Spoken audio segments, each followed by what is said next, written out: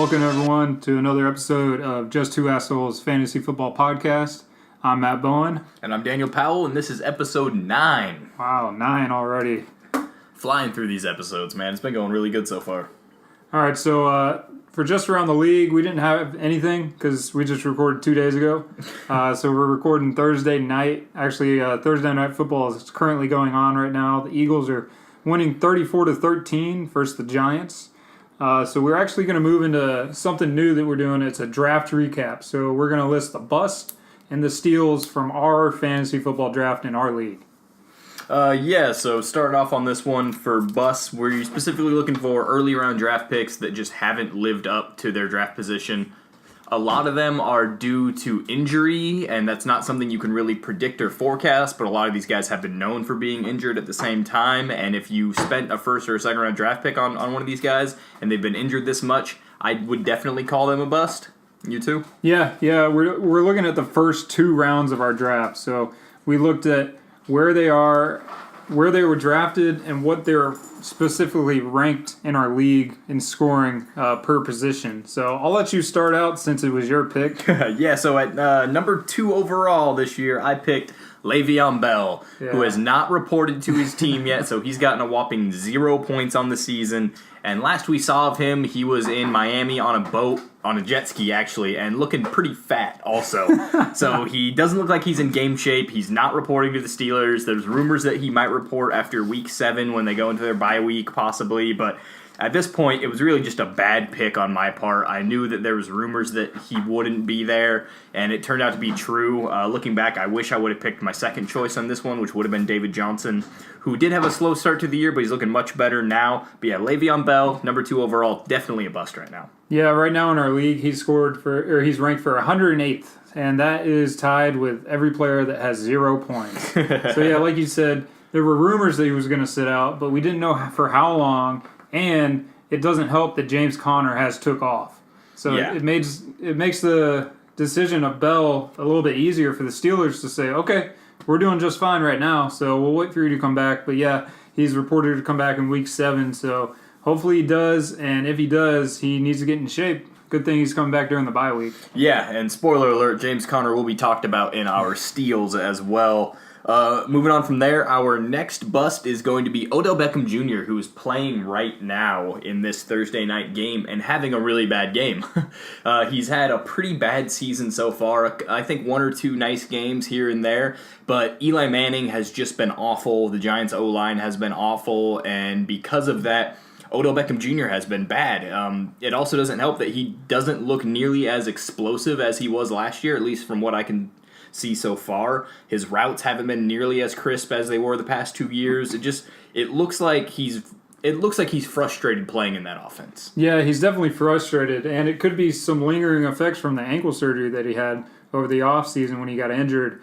So right now, he is actually the 26th ranked wide receiver, so not too bad, but he was pick number 9. So he was, he was the 3rd wide receiver off the board for our league. So he's end of the first round, but you still want him to be higher in points. But yeah, right now he has 5 catches for 38 yards on 9 targets. So those are not usual Odell Beckham Jr. numbers, and you can tell that he's frustrated because he's out there in the media making remarks about Eli Manning, making remarks about just the team in general, just saying, I can't throw the ball to myself.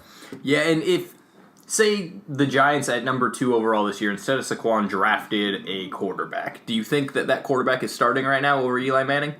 Yes. Yeah, me too. Yeah. I think absolutely. If that was even a Josh Allen, I think if Josh Allen was the number 2 overall pick, he'd be the one starting there right now, and Eli Manning would be on the bench. Yeah, I mean, the way that Eli Manning is just playing, anytime someone gets close to him, he just falls down. He crumbles. He's afraid to get hit, and he does not take deep chances. I mean, he is relying more on Saquon Barkley, which, hey, that's a hell of a player to rely on. Yep. He's getting a lot of yards for catches, but still, you have to use probably your best offensive weapon on your team, or at least he was last year. He's not playing like it this year, but you got to get Odell the ball. You have to in that league. I mean, there's a reason that the Giants paid him on this offseason. Yeah, absolutely. And Eli Manning is just not getting it done. So It sucks for the Beckham owner, and I bet you he's wishing he would have picked a slew of other wide receivers right now, including one or two we'll talk about later.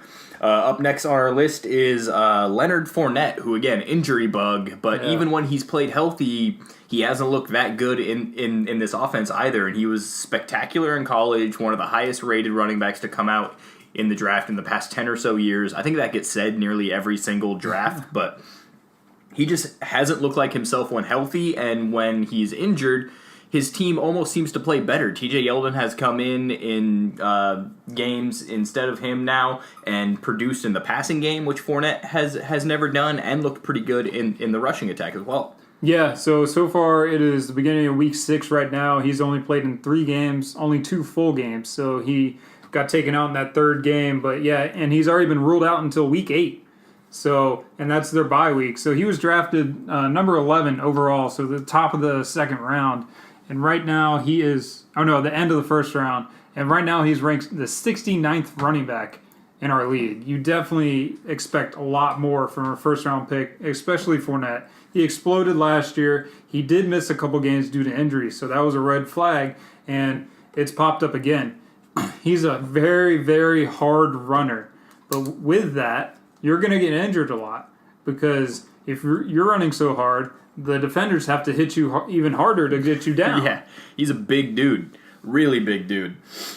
So the next one that we're going to pick up on is Dalvin Cook, and it's pretty much the same story. More injury bugs, I mean, he was hurt, tore his ACL last year, and he does not look the same. He is ranked, or he was taken in number 13, and let's see where he ranks. So top of the 2nd round, 46th running back. So he is even better at Fournette just because he's played, I think, 2 or 3 more games.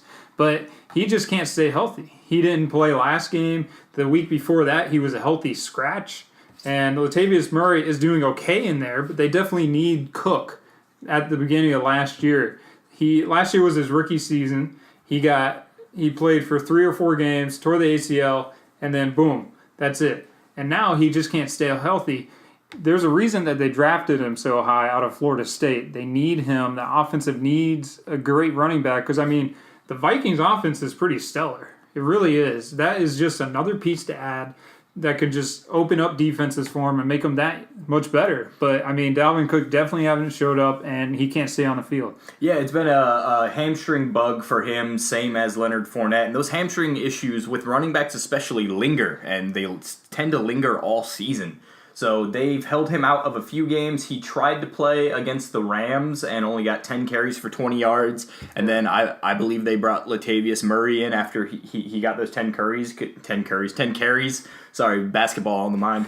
Got those 10 carries, and it was just because he didn't look like himself, and he hasn't looked like himself all year. It kind of sucks because that offense is really, really good, so you expected huge numbers out of Dalvin Cook. The only thing that offense is really missing is a great zone running back, which out of FSU, Dalvin Cook was supposed to be, and looks like he is when healthy. Yeah. Just hamstring bug yet again. Moving on from him, our last bust of to talk about is Devonta Freeman, who, again, injury bug. Running backs and injuries, man, they go together so well, and it happens to people every single year. And Devonta Freeman is one of those that I didn't see the injuries coming for him this year. With Dalvin Cook and Leonard Fournette, I could have told you, hey, there's a good chance these guys will probably get injured. Devonta Freeman, I thought, would stay healthy all year and have a really, really good year in that offense. He looked great last year. Dalvin Cook has looked okay when playing for Freeman, but he hasn't looked like a guy you would be scared of taking any carries away.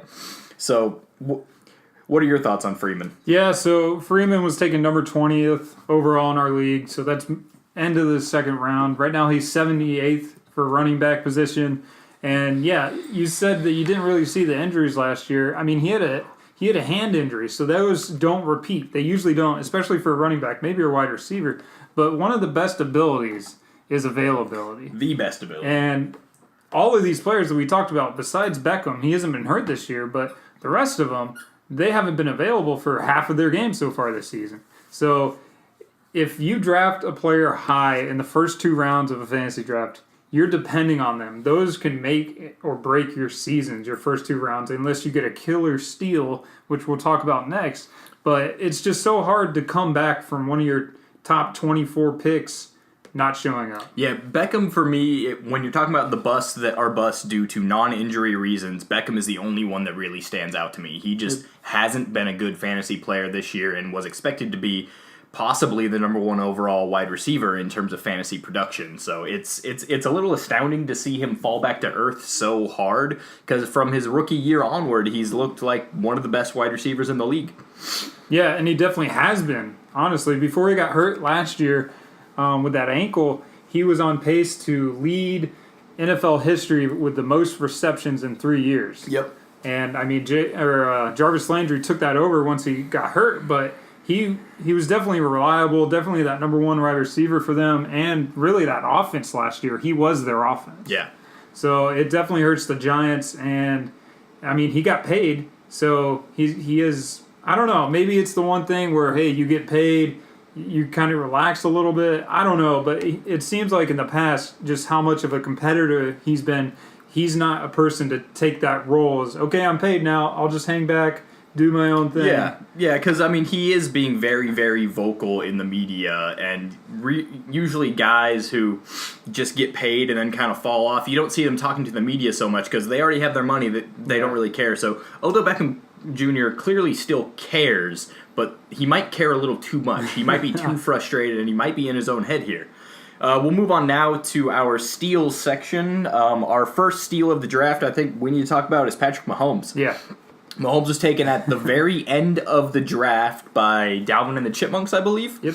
And really just a great pickup. This was a flyer. I guarantee he was just like, you know what? This is a good offense. Patrick Mahomes played in a great offense at Texas Tech and looked pretty good. I'm just going to throw a flyer out there, draft him with only a 5-man bench, and just hope he does something. And then he blew the hell up. So great pick by Dalvin and the Chipmunks here. Yeah, I mean, people knew that he was going to be good, not amazing. I mean, coming in that offense, he did get to sit a year and learn Andy Reid's offense, and he had 2 full off seasons. But right now, he's leading the league, number 1 overall, and 127 points. He's averaging 25.4 points, so he has slowed down just a little bit these last 2 weeks. But man, he came out with a bang, 13 touchdowns, 0 interceptions. I think he has 14 touchdowns with 2 interceptions right now, but still, that's amazing for really his first year playing. He did play 1 game last year, but this is really his first year, his full year playing. And I mean, that offense is so amazing too. They have Tyreek Hill, Travis Kelce, Sammy Watkins, Kareem Hunt, and Andy Reid in his offensive just mind is definitely helping him. He is in a great place to learn and thrive as an as a quarterback overall. Yeah, and a lot of people knew that he was going to be a good quarterback. I just think most of us didn't expect it to happen this year. Like, watching him in college, I knew, okay, this guy is going to be a good NFL quarterback, but I thought it was going to take some time. Much like a Josh Allen, which we see now struggling a lot in the NFL. I thought the same thing would kind of happen with Patrick Mahomes because he was very run and gun, very Brett Favre-esque. And it's just worked out so well. His accuracy has just been incredible on the run. Throwing the ball across his body 40, 50 yards down the field and just putting it on a dime to receivers. It's a lot of fun to watch. He's probably the most fun player to watch in the NFL right now. Yeah, I mean, he how can you not like him? Because he throws the ball with his left hand sometimes too and makes completion. Yeah. Like, he is just so exciting to watch, like you were saying. Ridiculous. Moving on now, we'll talk about a player that you picked and is he's in the top 3 right now for fantasy wide receivers, I think. And he's number 2. He's number 2. So yeah, he's number 2. Cooper Kupp. Yes. Cooper Kupp has been spectacular. One that definitely caught me off guard. I thought he would be a solid production guy out of the slot there in LA. Jared Goff, I knew was going to be better this year, but there's just so many receiving threats on that team with Brandon Cooks and Robert Woods, and Todd Gurley's a very good receiver also. I really thought Cooper Kupp would kind of be their third down guy, where he has 2 or 3 catches a game for 30 or 40 yards and a couple first downs, and maybe he gets you a touchdown every now and then, but he is tied for the league lead in touchdown. 2nd overall? So he's 2nd overall in the league for touchdowns right now. That's incredible. Yeah, right now he has 5 touchdowns. So he's tied with a couple players with 5 touchdowns. Only Calvin Ridley, which we'll talk about. Well, we should talk about, but we didn't this time. Calvin Ridley has 6. But yeah, Cooper Kupp, he has 434 yards on 30 receptions. That's almost averaging 15 yards, 5 touchdowns we already talked about. So in our league, he has 89 points overall, which is number 2 overall in our wide receiver group. And, I mean, he's averaging 18 fantasy points a game. But, yeah, like you said, he is their slot receiver. They just utilize that slot receiver so much more. And it's weird to see a slot receiver actually targeted so much in the end zone. Yeah, It yeah. is. He's not a really big guy. Like No. he's not like a Michael Thomas size or even like a Jordy Nelson or something like that. He's a relatively small dude in terms of NFL wide receivers. Yeah, and I mean, he has been amazing for that offense, and I don't see his role slowing down at all. He showed a little bit last year where he got a lot of catches, but he didn't do too much with it. He dropped a bunch of touchdowns, at least 4 or 5 in the end zone last year. But hey, he must have hit the jug machines a lot this offseason because he's not catching any balls. He has caught 30 receptions, and he's been thrown to 40 times. So that is awesome from a slot receiver, and hey, just keep it going, Cooper, because I own you. Moving on from there to an undrafted guy, someone we definitely have to talk about is James Conner. With Le'Veon Bell being out, James Conner just really took this position by the horns and said, hey, you know, if Le'Veon Bell's not going to play, I'm your guy. I can be a number 1 running back in this league, and I can produce every single week. And he's done it in the running game and the passing game, which was Le'Veon Bell's calling card. Yes. So he's basically watched what Le'Veon did last year and said, you know what, I can do that this year, and has done it so far. He's been absolutely spectacular. I believe he's at least in the top 10 overall for running backs. Yeah, he's number 5. He's so top 5 right now with how many fantasy points on the season so far? He's at 96 fantasy points on the season, averaging almost 20 fantasy points per game as an undrafted fantasy guy. This happens all the time with running backs, usually when there's a good offense that has a running back missing. It's usually due to injury, not a guy holding out for the entire season like Bell is. And I guess some people thought Conner might be a guy who could do pretty well fantasy-wise, but I don't think anyone thought he was going to be this good. No, I mean, and coming out of the draft, a lot of analysts were saying that this guy had the talent of a number 1 or number 2 round running back if he didn't have cancer in college and was recovering from cancer. But yeah, like you said, he is number 5 ranked in our league with 96 points. So you talked about his dual threat as far as receiving and rushing. So right now he has 84 rushes for 342 yards. It's averaging 4 yards a carry. Okay, that's not amazing. Usually you like to see him around 5. But he has 22 receptions for 240 yards. Okay, so he has no touchdowns of receiving, but he has 5 for running back. So total, that's almost 600 through 5 games so far. Yeah, he's averaging over 100 scrimmage yards a game. Yeah. And I think he's averaging like almost a touchdown per game as well. Yeah, he has 5 touchdowns, so he really is. He has 2 fumbles, but that's it. His longest rush is 30 yards, so he's not the big play maker that Le'Veon Bell was, but he is a guy that will just go in there and keep grinding, get those yards. He'll have a little bit of burst here and there, get you 15 here, 20 here, but he's not going to light up the house and go 70.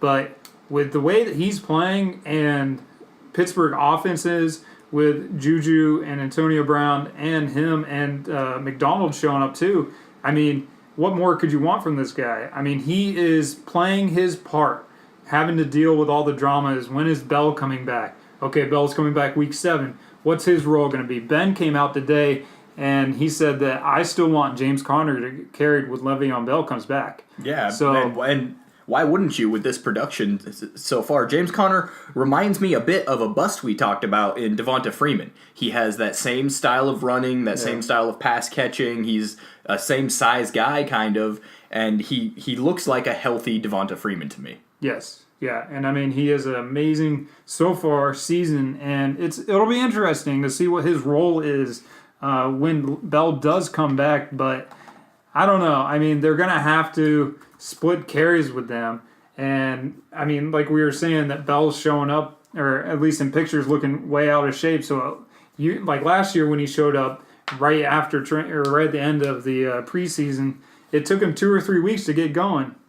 Yeah, and I think Bell's gone next year, so I think they definitely want to keep getting Conner the touches, keep him familiar with the offense, and just keep him in shape. And Le'Veon Bell might end up being the number 2 running back on that team and just come in when James Conner's a bit tired. Yeah, and I mean, that might be what Bell wants, though. Yeah. Because he's came out and said, I don't want a lot of carries. I don't want to be a run to the ground. I want to be as fresh as I can be to go into this offseason, which you don't like your starting running back coming in the offseason to do that. But, hey, you got to play with the cards that you're dealt. And, I mean, the Steelers have been doing amazing with Connor, and good luck to them the rest of the season. Hopefully he just keeps it up.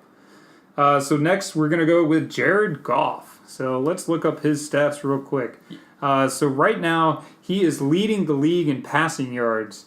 And so at 1,727 yards, he has 12 touchdowns, 4 interceptions, and he's averaging 340 yards a game. And with a completion percentage of 72 as well. So he's just had such an amazing season in Sean McVay's system. This is year 2 for him. It helps that they did bring over Brandon Cooks, and he is able to use Todd Gurley as his safety blanket too, which he has done in the passing games. But we already talked about Cooper Kupp exploding. Robert Woods is just as good as he was last year, and they add Brandon Cooks. So they only added pieces to help him thrive, and he has looked more focused, more accurate, just clean, and it seems like that last year a little bit you could say that he was kind of lost here and there. You don't see any of that this year.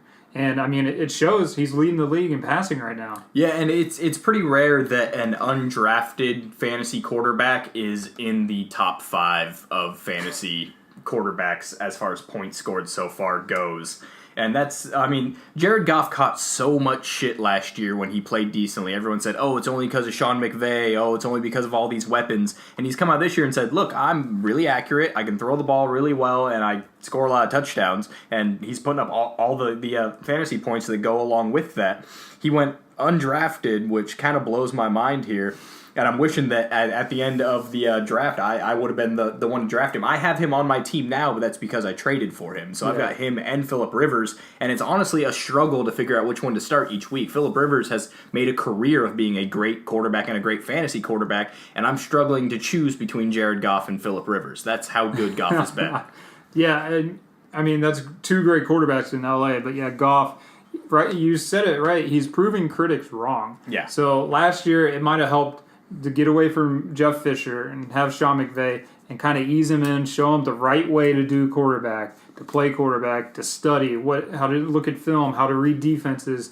And this year, he is taking what he's learned, and now he's able to use his physical and mental abilities to even thrive better in that offense. So yeah, he's playing amazing so far, and I mean, so are the Rams. Yeah. They look unbeatable right now. So it's looking good for him to move on. So next, James White, I believe, is the next player we're going to talk about. Yes, another player that is on my team that I did not draft. He was actually drafted by Wide Right towards the end of the draft, I believe.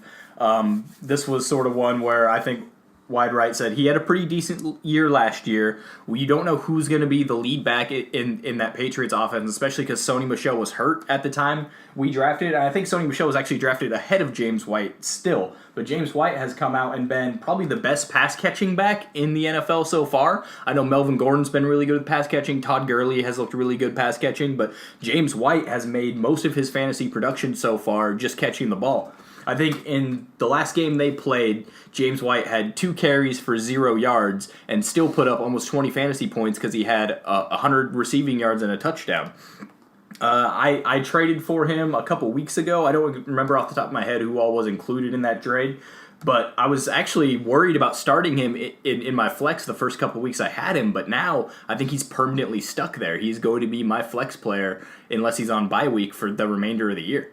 Yeah, he has thrived in that offense, and this has been his 3rd or 4th year in that offense with New England, and it didn't help, or it helped him that Sony Michel was injured the first couple weeks. They didn't have a real running game, so they had to use him out of the backfield a lot more.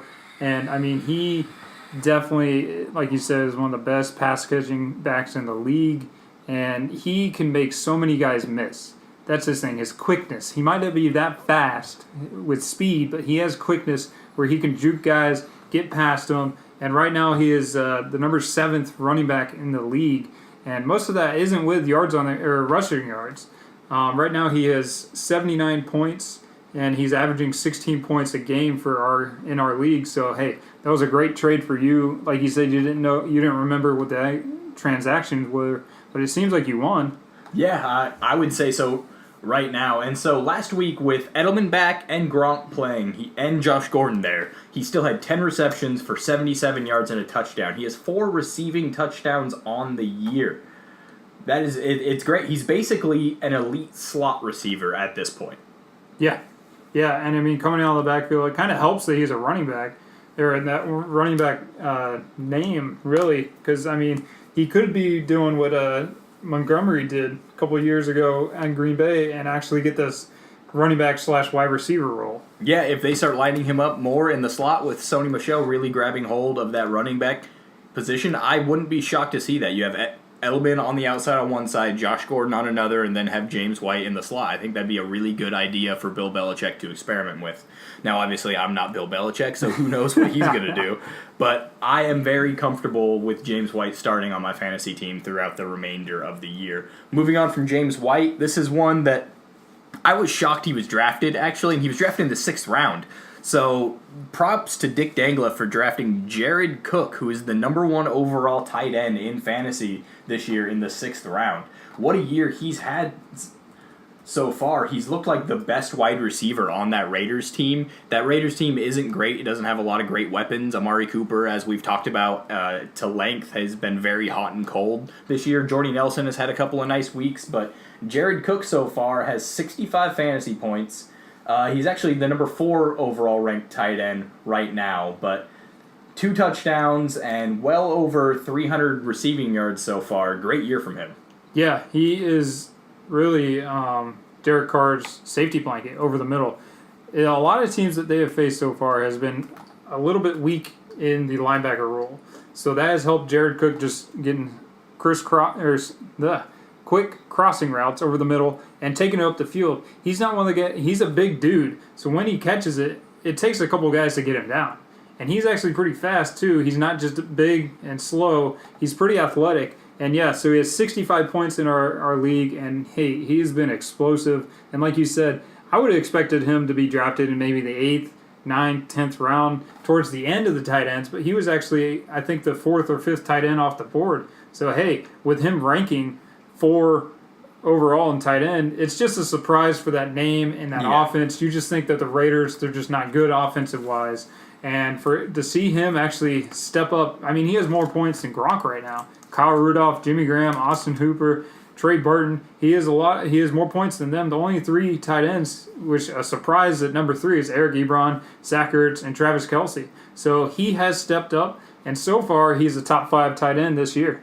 Yeah, and Ebron's points are really off that last game he had where he had 26.5 points. And Zach Ertz is only ahead of Jared Cook because he just played this Thursday night game. So really the only tight end that's been better consistently than Jared Cook is Travis Kelce. And that's by 5 points. Yeah, and if you would have told me that in the draft, I would have laughed at you and told you to go away. That's absurd. So props to Dick Dangla for that draft pick. Good job there. Moving on from that segment of Busts and Steals, we will go into our Do Not Sleep segment. So we did this last week where we pick a player that is owned in less than 20% of ESPN leagues, and we say, hey, don't sleep on this guy. He's going to have a pretty good week. I won last week when I picked Kiki Cutie, and you picked Laquan Treadwell, that's right. Who had a decent NFL game, but not a great fantasy game. He only had a couple points. Kiki Cutie had 15.5 points and a touchdown, so listen to me on this one, guys. Yep. My don't sleep this week is actually a tight end, and it's going to be C.J. Uzomah on the Bengals. And a couple reasons. One, Tyler Eifert is out, done for the year. He had that absolutely horrific ankle injury. Do not Google it. Don't YouTube it. Don't look it up. It's awful. Don't watch it. No, you need to watch it. So Tyler Eifert is out for the year, and they're against Pittsburgh, who is ranked 31st in the NFL against tight ends so far. They're giving up an average of like 15 to 18 fantasy points on a week-to-week basis to the tight end position. Other than Uzomah, the only tight end on that team that really catches any passes is Tyler Croft. I can't even really remember his name, but he's not a good tight end. CJ Uzomah has looked like a great pass catcher and a great blocker, so he's going to see basically every offensive snap on that field. And I think he's due for probably 30, 40 yards and a touchdown this week, and I think a good 11 to 12 fantasy points. Yeah, he definitely has just taken the place of Tyler Eifert, and it seems like he's been playing a little better. He's been catching more balls than Tyler Eifert was, and, I mean, he's going to get the same targets, and he's going to get the same production that if Tyler Eifert was healthy. That is a good pickup for you, and I hope you do lose. So who I'm going with is DJ Moore of the Carolina Panthers. Great pick.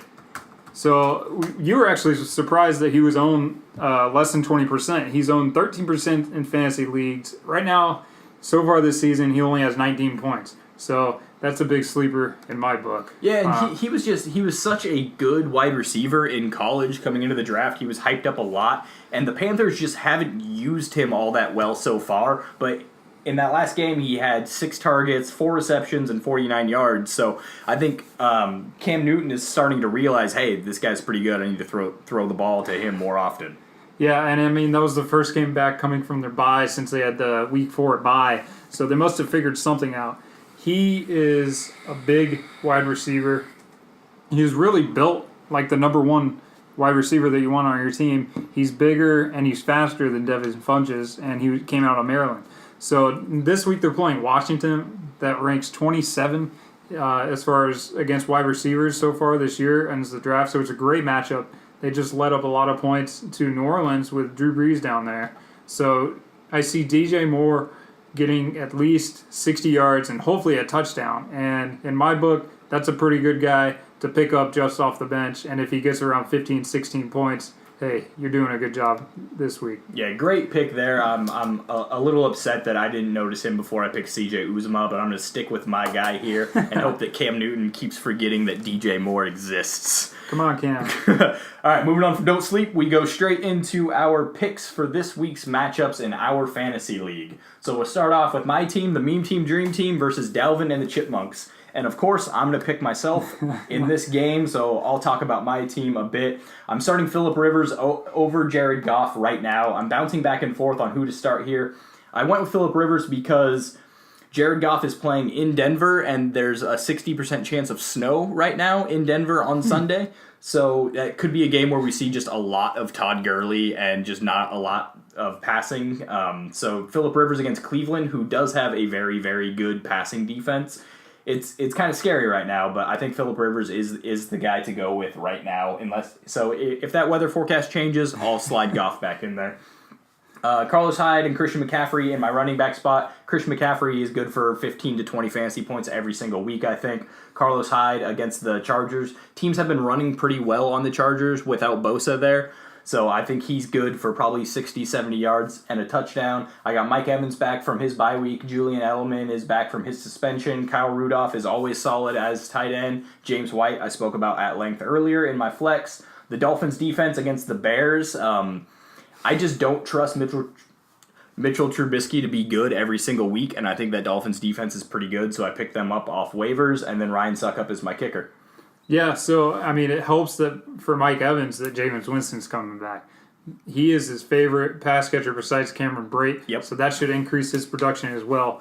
So in this matchup, I'm actually also going with Meme Team, Dream Team, but I'll talk about Dalvin and the Chipmunks. This one was close to me because, I mean, Patrick Mahomes playing against New England, you just figure anyone going up to New England, because it's at New England, they're going to have a tough game with Bill Belichick and that defensive mind that he has. He's going to throw Patrick Mahomes looks he's never seen before. So I think that he's going to have a good game, though, like an average game. Not this stellar performance that we've seen so far this year. No 30 fantasy points or anything like that. Looking more around probably the 18 to 20 range. Yeah, and for running backs, he's got Dalvin Cook and Isaiah Crowell. So we've already talked about Dalvin Cook. He is fully healthy, but with a hamstring injury. So like you said, hamstring injuries can pop up at any time, especially when you've had them in the past if you don't let them heal fully. So hopefully his is fully healed. They are playing Arizona, so it is a good matchup because teams have been able to run all over Arizona. And then another player that actually took off last week, Isaiah Crowell. He had, I think, over 200 yards. Yeah, he had 33 fantasy points last week. He had 220 yards and a touchdown at Denver. So he just blew up. So Dalvin the Chipmunks is hoping that he can do the same.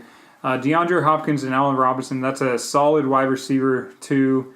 And then you got George Kittle at tight end playing it at Green Bay. So he seemed to be C.J. Beathard's safety blanket over the middle. So his favorite target, really. Yeah, he should have a solid game. The Bears defense, it hurts me to say, but I could see them getting a couple turnovers against Miami. And Carlos Santos, he's going to be solid, and it helps that he's going up to Denver. So, I mean, that should help being in that altitude. So unless it snows. Yeah, unless it snows. So, like I said again, I'm picking meme team, dream team to win this one. All right, moving on to Witch Hunt No Collusion versus Team Cortez, and this is the first one of the picks where we differ, I think. I'm going with Witch Hunt No Collusion in this matchup. This was a tough one for me to pick, but Witch Hunt is on a really nice winning streak right now. His team has looked really good. Aaron Rodgers against the Niners, I like that matchup a lot. Quarterbacks have really had great games against the Niners. Rodgers has been off the past couple weeks, it seems, but if he's going to come back and be MVP level Aaron Rodgers that we all know and love, this is the game to do it. Kareem Hunt against New England. New England's defense is good, but if you are going to beat them, running against them is the way to do it. So Kareem Hunt could have a pretty nice week this week. Austin Eckler, he's really touchdown dependent, and against Cleveland, that's going to be really tough for him to do, I think. I'm not a huge fan of this RB2, but if he gets that sneaky touchdown, it's looking good.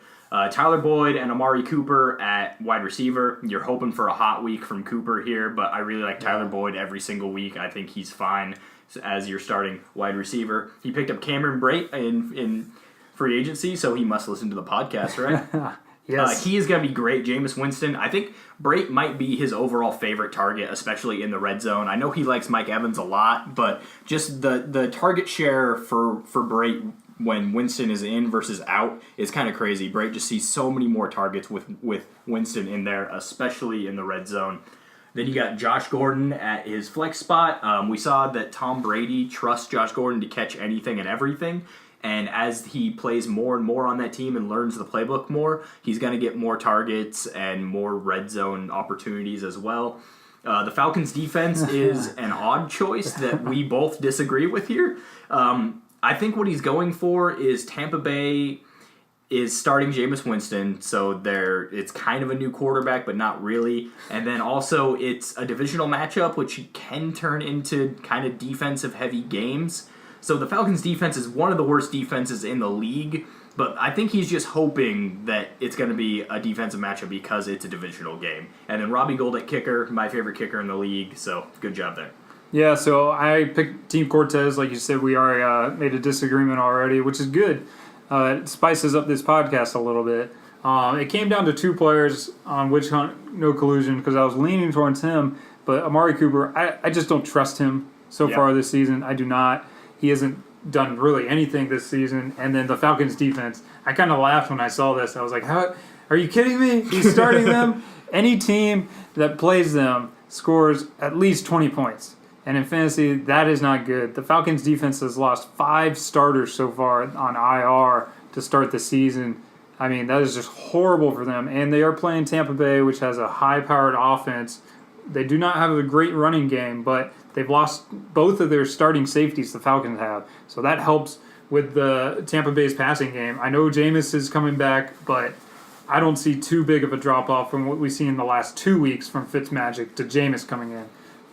So to talk about Team Cortez a little bit, Deshaun Watson up at Buffalo. This was a tough one for me to pick with because Buffalo, for some reason, just shuts down opposing quarterbacks. They really do. And David Johnson and Chris Carson, I think that's a solid running back duo up there, so I think they're going to get solid production. Michael Crabtree, for some reason, John Brown did not have a good connection with Joe Flacco last week, so Michael Crabtree actually produced a lot higher than he has so far this season. So if that is a trend that's starting, 2 is a trend, so we'll see if this week starts that trend. But I think he'll have a good game against Tennessee. Same thing with Doug Baldwin up at Oakland. Seattle's wide receiver, he's really their only wide receiver up there. And then you got Gronk playing Kansas City, which Kansas City's defense is not good. They've been having to do shootouts this entire season. So I think that he should have a good game. against their linebackers. Marshawn Lynch has been solid so far. He is hurt a little bit with a hip injury, but he participated fully in today's practice, so hopefully that's a good game for him. And I mean, he's playing Seattle again, so this is his revenge game.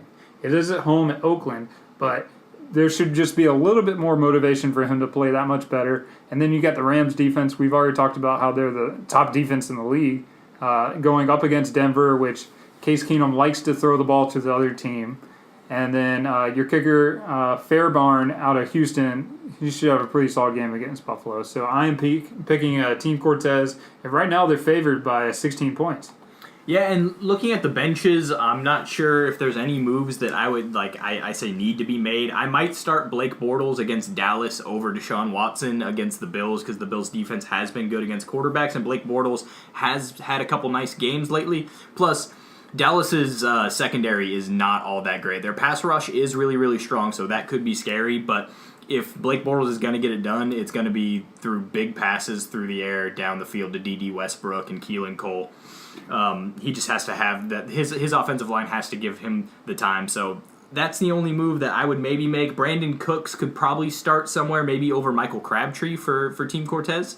What do you think? Yeah, that was the one player I was looking at to move in, but you have to watch him. So he's still in concussion protocol. If he practices fully tomorrow, which is Friday, then that means he's out of concussion protocol. Yes. So you're going to have to watch with him and Cooper Kupp because they both got concussions in the first half of their game last week. So if you watch his injury report, it's a good thing they play on Sunday.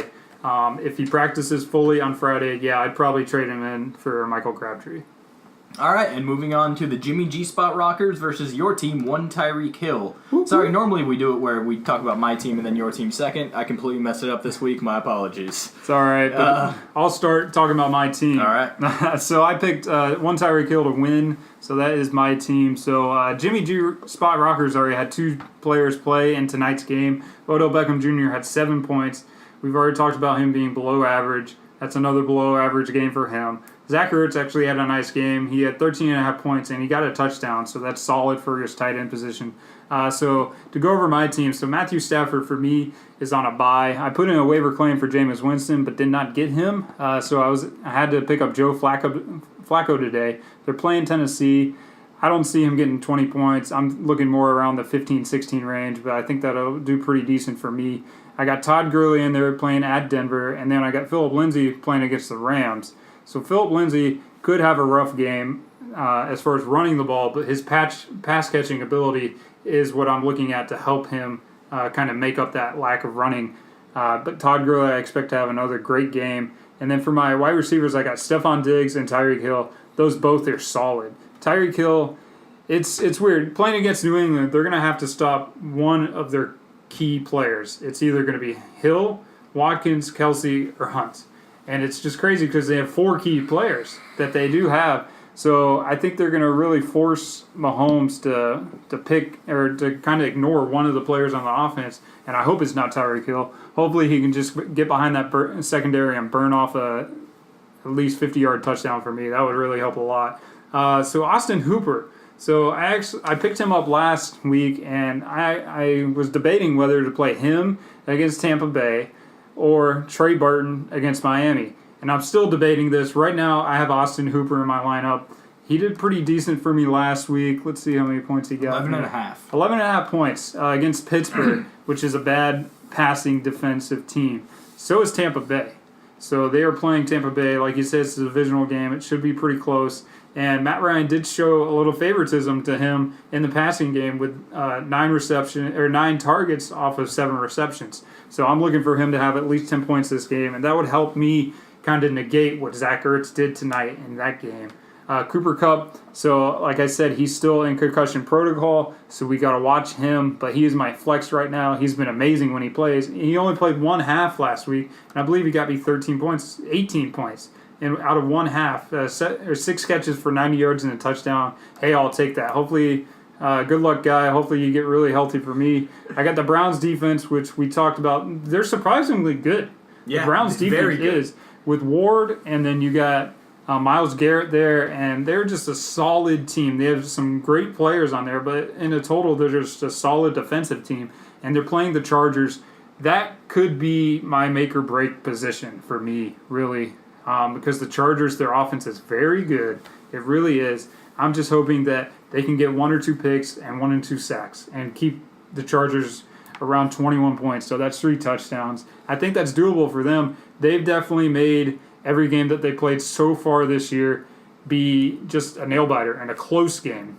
A couple games have been high scoring, so hopefully that's not this one, but they've kept them close so far this season. So that's what I'm hoping out of them. And then I got Dan Bailey in Minnesota. He's been pretty solid since they picked him up, and they're playing at Arizona, which is in a dome, so he won't have to worry about any wind.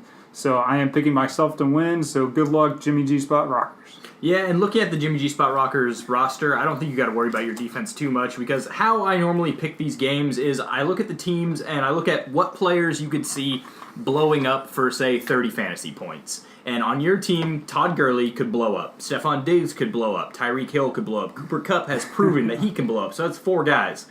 On Jimmy G Spot Rockers, 2 of the guys that I would expect to possibly blow up for a lot of fantasy points played tonight, and neither one really blew up.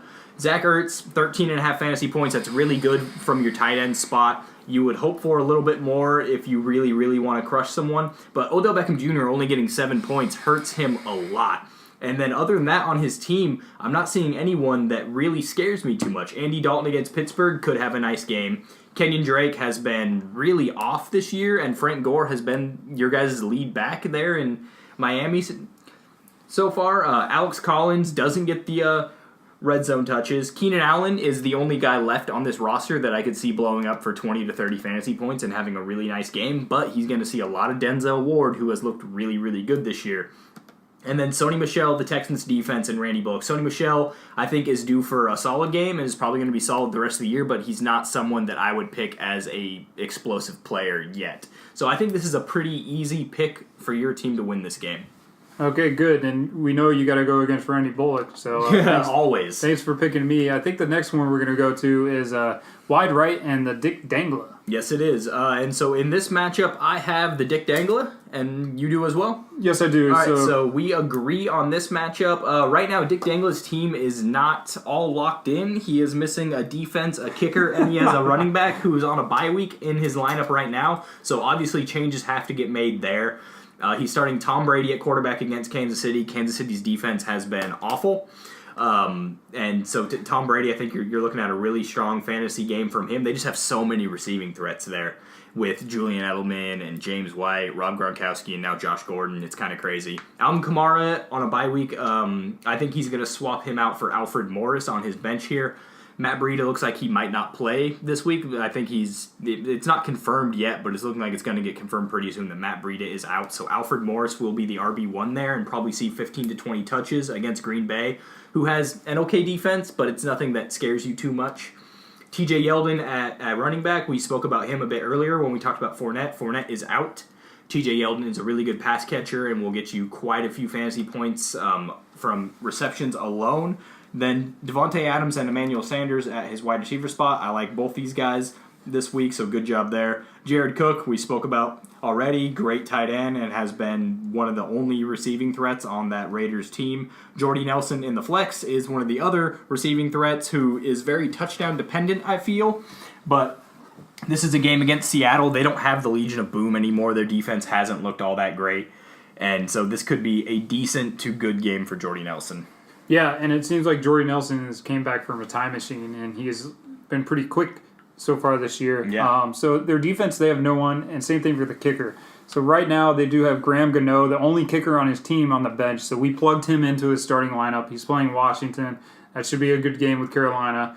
And then he has the Jaguars playing Dallas and the Chargers playing Cleveland. I would say the Jaguars playing Dallas. Absolutely, yeah. Like if the Jaguars defense is playing, I think you have to start them. Yeah. So we plugged those 2 players in, and we also talked about Alfred Morris plugging him in for Alvin Kamara, which is on a bye this week for his running back. So that's how we picked Dick Dangler. That is what we saw as the starting projection. So we'll see what he actually plugs in as his lineup. So I'll talk about wide right a little bit. So Cam Newton should have a pretty decent game against Washington, probably 20 points. Tevin Coleman, Devontae Freeman is back. So his production did go down a little bit last week. As far as touches, it looked like a 60-40 split.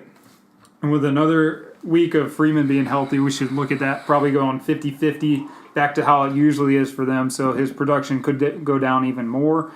He started Wendell Smallwood, which was pretty ballsy on his part. He only got him 5.5 points. Wendell Smallwood got most of the carries tonight, but he didn't have the yardage. And Corey Clement actually got the lone rushing touchdown for that team. So Wendell Smallwood, he got the carries but didn't do too much with them. He actually started him over Royce Freeman in Denver. Okay, I probably would have done Freeman, but I know it's easy to say that after the fact, but just because Freeman is more 50-50 and Wendell Smallwood and Corey Clement, you knew Corey Clement was going to be the best running back so far coming out tonight. He does have Antonio Brown, which is, he's going to have a solid game. Ryan Grant has actually been pretty surprising out of Indianapolis.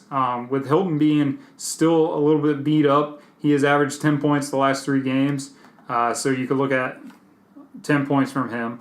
Jordan Reed actually had a low game last week. For some reason, they just weren't throwing him the ball. He needs to get a touchdown for him to be even competitive for wide right this week. They are playing Carolina, so Carolina has a pretty decent defense, so that could be a tough matchup. With Sean McCoy in Buffalo, he's been solid all year, and they're playing Houston, which last week we actually talked about them being a tough team to run against when they kind of contain Zeke Elliott.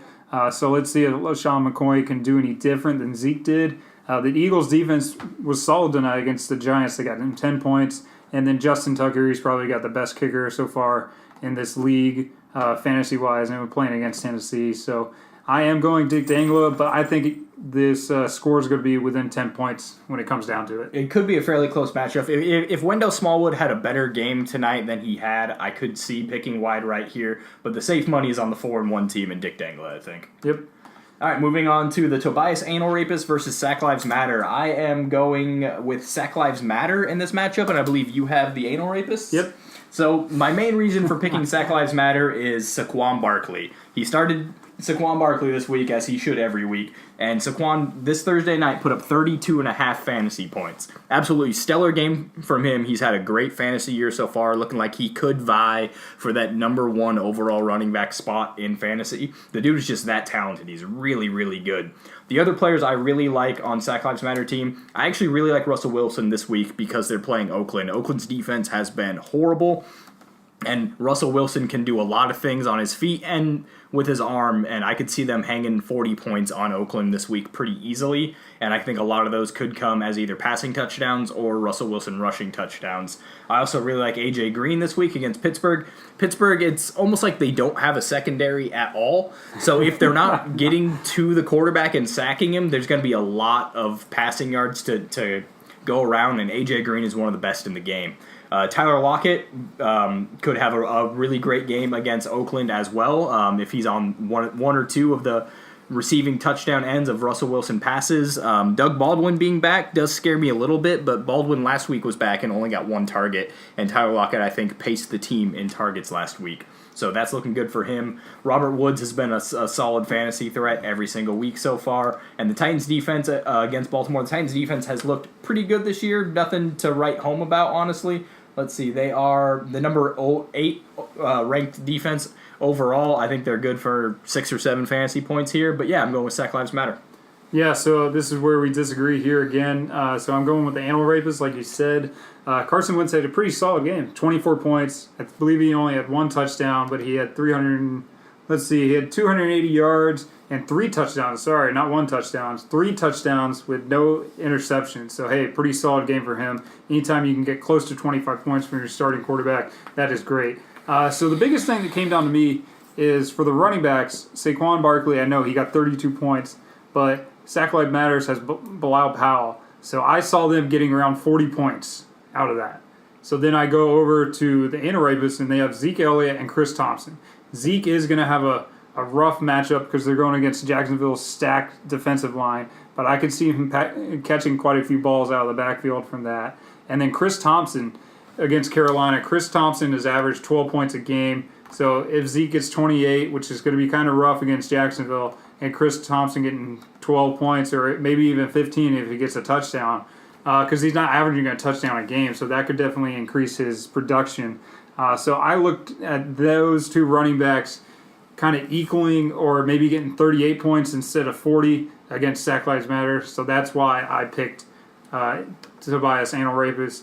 So he does have Golden Tate right now as his starting receiver, who is on a bye. So he definitely needs to fix that. He should probably throw Will Fuller out of his flex into his wide receiver slot. And then he's got Devontae Freeman on his bench. He could throw him into his flex position, and I think that would help him a lot. He'd probably get 12 or 13 points for Devontae Freeman, and right now he's projected to lose by 13. So that could make this matchup even more even. Jarvis Landry has looked solid this whole year, but especially since Mayfield has been back. He is not just the short guy over the middle, hey, I need help. He's actually getting some deep balls this year with that speed that he has. It's not blow you away speed, but he is so crisp as his route running ability that he gets space off the cornerbacks, and they are playing the Chargers, which has had injuries to their defense, especially their secondary. Travis Kelce, if I think one position for the Chiefs that's going to go off against New England is going to be the tight end, especially when you have Travis Kelce as that tight end. Their linebackers are not good this year. They are not. Their production is just weak against tight ends, and Travis Kelce is the top fantasy tight end in our league so far. We talked about Will Fuller, which I think he should throw in his wide receiver slot. He is touchdown dependent, but with Tre'Davious White for Buffalo having to really pay attention to DeAndre Hopkins, I look for Will Fuller to be against that number 2 or even number 3 cornerback, and hopefully Deshaun Watson can get him the ball. The Panthers' defense has been pretty solid, and they're playing Washington. So they actually scored, I think, 18 points last week. So I'm looking for at least 10 to 12 for them against Washington, just because Alex Smith, something's been up with that offense. They haven't looked the same these past 2 weeks than they did. They came firing out the gate week 1 and week 2. And then you got Gostowski as your kicker in New England, and he's always solid, probably get you 8 to 10 points. So I am going with the Anorapis in this one. As long as he makes those moves and puts Freeman into his flex spot. I agree with those moves. I think that's the obvious choice here and the best choice to make. Moving on to Stairway to Evans versus the Lucky Neckbeards. I have Stairway to Evans in this matchup, and I believe you have the Lucky Neckbeards, so we disagree yet again. I'll go over a little bit why I'm picking Stairway to Evans. They're starting Jameis Winston in their quarterback spot over Roethlisberger, and this is a bit of a gamble, I think. Winston does have a really juicy matchup against Atlanta. Atlanta has not been able to stop any quarterback so far this year. Like we said, they're missing both their safeties. They're missing a middle linebacker. So Jameis Winston could come in and do a lot of damage, but Jameis Winston also isn't that great of a quarterback and throws a lot of interceptions. So this is a bit of a risky pick. I think I like it. I think I like starting Winston here over Roethlisberger because Roethlisberger is playing against Cincinnati, who has a great pass rush, pretty good quarterbacks. I think I would go with the gamble here and start Winston.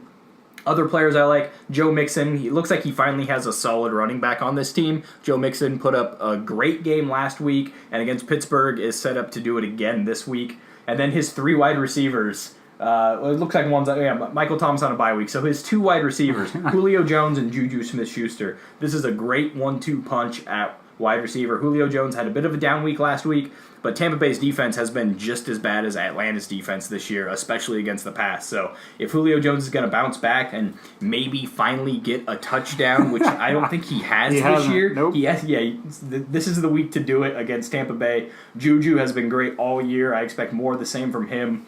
Jimmy Graham against San Francisco is a solid matchup, and yeah, I think Stairway to Evans runs away with this one, honestly. Okay, so I picked the Lucky Neckbeards, and this is why. So Kirk Cousins, just compared to Jameis Winston, Kirk Cousins has been a lot better because, Jameis Winston hasn't played, but Kirk Cousins has been a top 10 fantasy quarterback so far this year, and they're playing against Arizona, which doesn't have the best defense, and they're good, but they're not solid. They do have missing pieces, so I take your Julio Jones and Juju Smith-Schuster, and I raise you Melvin Gordon and James Conner.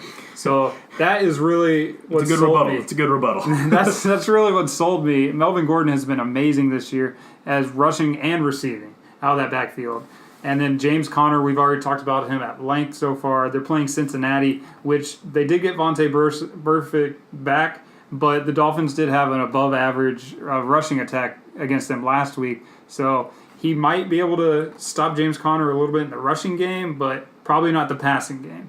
And they got to worry about a lot of offensive threats with Pittsburgh. And then Adam Thielen, which is the number one wide receiver in the whole league so far as yards and fantasy-wise. He's number one in the league. And they're playing against Arizona, which that Kirk Cousins, Adam Thielen, that makes or break his team every week. And so far, they has made his team.